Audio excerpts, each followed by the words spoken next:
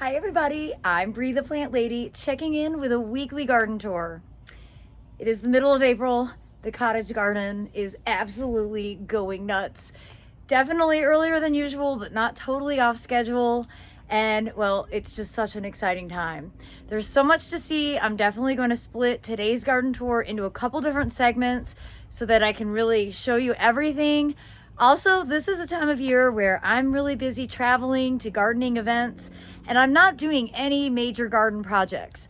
Basically, everything that I've worked towards all winter is starting to happen, and well, it's the season to actually enjoy it, not be out here trying to rip things up and speed away to another season. So I do hope that if you've been following along and doing cottage gardening in your own gardens, you'll really get to reap the reward of fully enjoying the garden that you've worked so hard to create, and know that you don't have to get summer started yet. You can just lean in and really enjoy the beautiful spring season that we are actually living through at this moment. So without further ado, let me turn the camera around and we will get strolling. Well, right off the bat, I just want to say it's dry.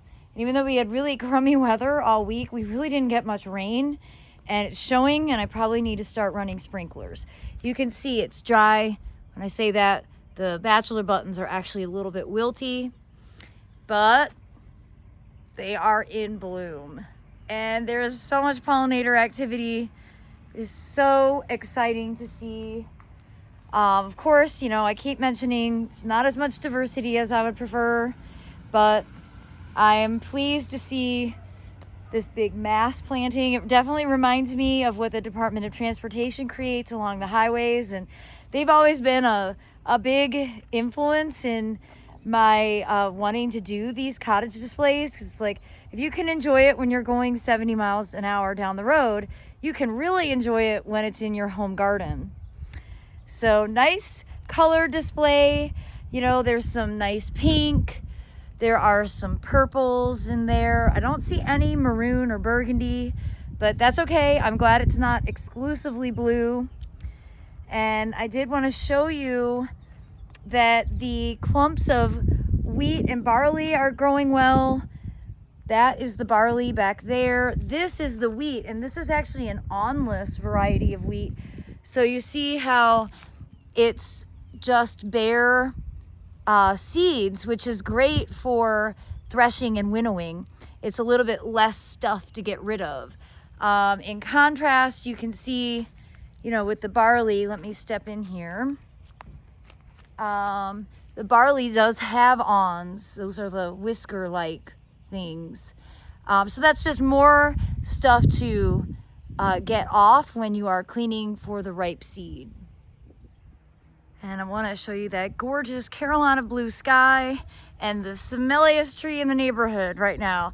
That's Castanopsis, and it's in full bloom, and it smells a lot like a Bradford pear. And then next to it is the Concolor hybrid oak. I really need to buckle down and do some serious pruning on that. I have a lot of dead branches. Actually, a bit concerned about some of my oaks. I'll show you one out back. I think that nematodes have gotten into it. They're not leafing out as well. This one, same thing. It's never really been pruned properly, but you can see lots of dead branches sort of all throughout the tree. Really, I should probably just cut. This is the funny thing. Like, to make the hammock work, I need this half of the tree, right? But this is the half of the tree that I really should cut off, and I should let this be the leader and not have this split. And this is sort of what happens when you get free trees that spent a portion of their lives laying on their sides at a nursery. And then when you're a hesitant pruner like I am, well, it doesn't end up being the best situation. Realistically, what I should do is just cut the whole tree down. But let's face it, that's not really how I operate. Now, getting into the wave, you can see here, this is rye, and it's just now starting to flower. In and amongst is oats And then, you know, another clump of rye here. I just think the rye flowers are so pretty. They're wonderful in arrangements. You can see at the base, we've got the eschscholtzias are starting to bloom. The poppies, these are the Papaver somniferum giganteum, are finally really getting some size. Again, everything is dry, but that's how it is. These are the clumps of barley. They're much smaller, but they are coming along. And, you know, a lot of poppies they're not blooming yet, but they will be soon. You know, it's not the prettiest display that I've ever had in the wave, but when everything starts flowering, it actually really might surprise me. Still think I have a lot more open space than what's ideal. Again, I have not kept up with watering, and that is totally on me. Now above here is the Prunus mume bonita, and I have got a ton of fruit, and they're actually falling to the ground right now. That is what the Prunus mume's fruit look like. And really, I was lazy last time they fruited in 2020, and I just let them germinate in place and then we dug them up. Since there's so many fruit already on the ground, we might go ahead and pick them up and pot them and see what we can get from this year's seed set. I have a great seed set on a lot of the Prunus mumes this year. We did not get cold after they flowered, so their flowers didn't burn off, and ultimately it's hard to see, but they are covered in fruit. You can see like that, all those fruits right there. Well, you can see the money plant is starting to bloom. And these are biennial, so it's nice once you get them established, you'll basically have some that bloom every year.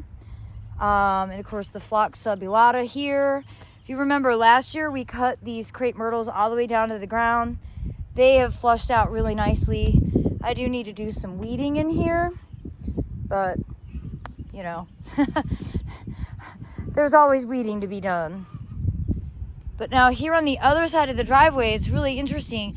This crepe myrtle, it looks kind of dead. It's not. It is coming back from the base, but it's not flushing out as well as the other side. So, you know, sometimes there's just no real explanation. I did want to show you out here my mailbox, which isn't really a bed I pay much attention to, but you can see lots of poppy buds coming. This is going to be really quite nice. And this is another one of those same crepe myrtles that I cut down probably 6 months before I did the two along the driveway. I'm not sure if the burn that we did in January is influencing that crepe myrtle from not leafing out. We burned both sides, but on the other side, the prunus or the pink muley grasses are closer to the driveway, not as close to the crepe myrtle. So it might be that the heat impacted the crepe myrtle. I don't think crepe myrtles are particularly fire resistant, but it's okay. It's not really that critical of an element in that bed, and I've thought about just getting rid of them entirely, but we'll see. We'll leave them for now. I'm gonna film a separate video this week all about the native borders. They're really starting to come back to life, and it's pretty exciting. We did have an epic birthday party last night, so that was a lot of fun. I'm not quite done putting everything away. And over here in this shrub border, everything's looking good. You can see the eucomis, that sparkling burgundy, is starting to come back out. The tiarella that got planted last spring have really established quite nicely in here. Such a great ground cover with those beautiful foamy white flowers. The roses are starting to bloom. I'm really not a rose person, but this one's quite nice. I don't remember its name, but it has nice fragrance as it collapses in my hand. This bed is always kind of problematic, weedy, with lots and lots of oak seedlings, so I do need to come in and do some weeding in here, and do some cutbacks.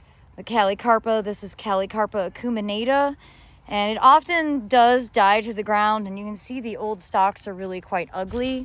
So you just spend some time cleaning all this up and doing some necessary pruning, since I did really overplant the shrub border. You can see the Viburnum bituense is in full flower. It's also very stinky, not in a good way. And the Viburnum plicatum popcorn is really looking great. It's already now in the stage where it'll basically leave snow on the ground. It's quite pretty when all the petals start to fall. And we'll give you a sneak peek there. The Viburnum macrocephalum is magnificent. It served as the backdrop for a lot of the birthday party pictures last night. Let me walk over and give you a closer view. I'm thrilled to see that Jetstream oakleaf hydrangea is leafing out very well, and I have big plans for getting this refilled certainly before the spring open garden. And you can see the pots here at Dennis's bench are doing really well. The grains are really starting to show off, and this native perennial border along here is filling in nicely.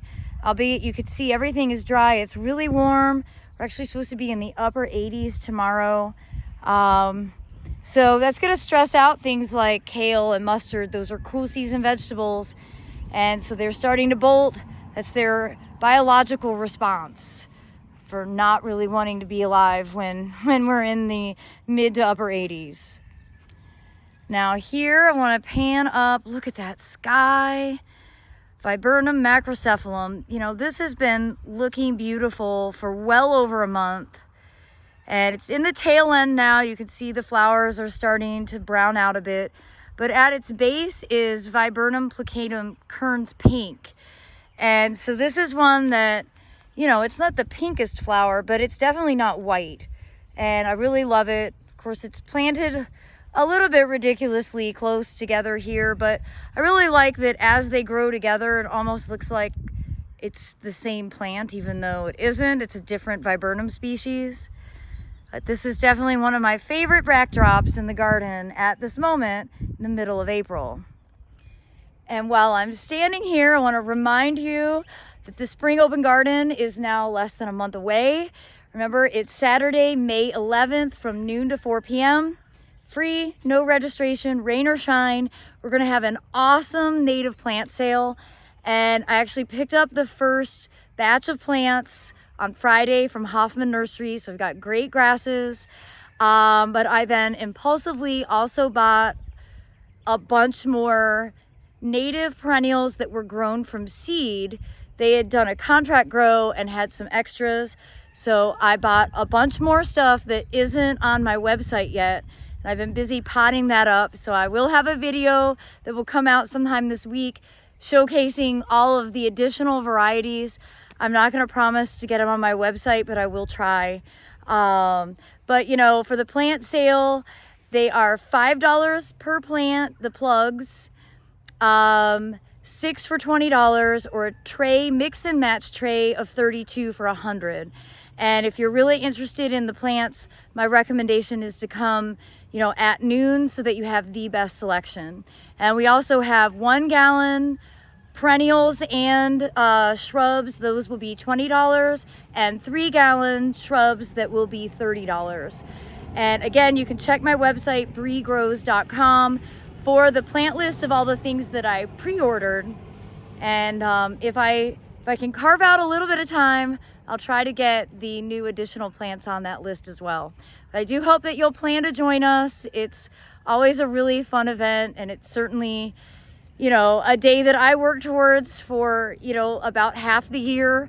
And I love to be able to share the garden with everybody. So I do hope that you'll plan to come out and visit us during the Spring Open Garden. And I hope that you will tune in tomorrow for another installation of this mid-April weekly garden tour. Thanks so much for watching, everybody. Happy gardening.